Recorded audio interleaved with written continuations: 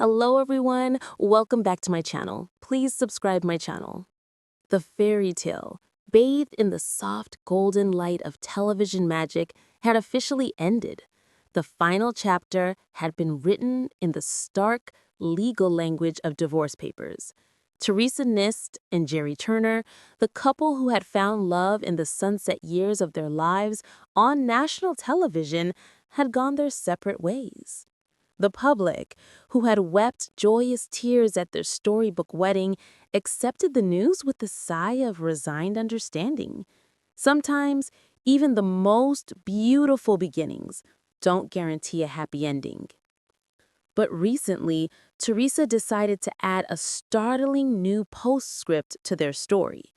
During a candid appearance on the Dear Shandy podcast, Theresa peeled back the glossy veneer of their televised romance. She spoke of a moment that existed far from the cameras and the adoring audience. It was on a simple walk, she recalled, a mundane activity that should have been filled with the quiet comfort of companionship. Gerry, she claimed, had gestured towards an unassuming shed. The words he allegedly spoke next were anything but mundane.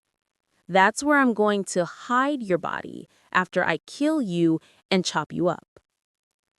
The air in the podcast studio and presumably in living rooms across the country grew still.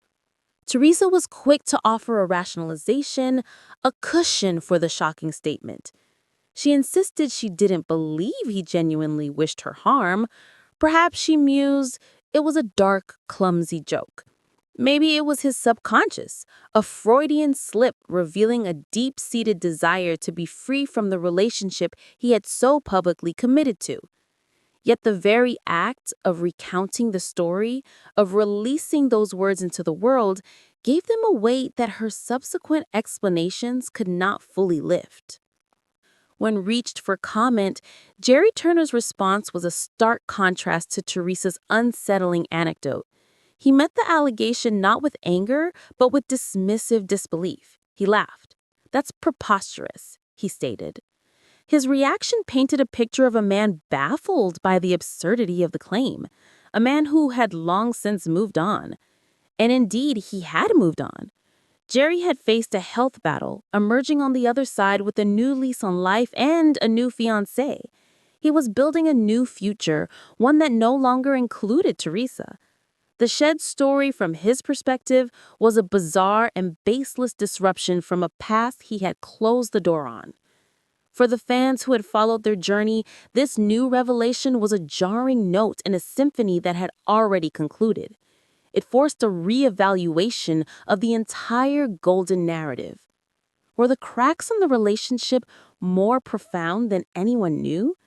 Was the cheerful facade maintained for the cameras a carefully constructed illusion? The story of the shed hangs in the air, an unresolved chord. It is a dark and peculiar footnote in the history of the Golden Bachelor, a reminder that the stories we see are only ever fragments of a much more complex and sometimes unsettling whole.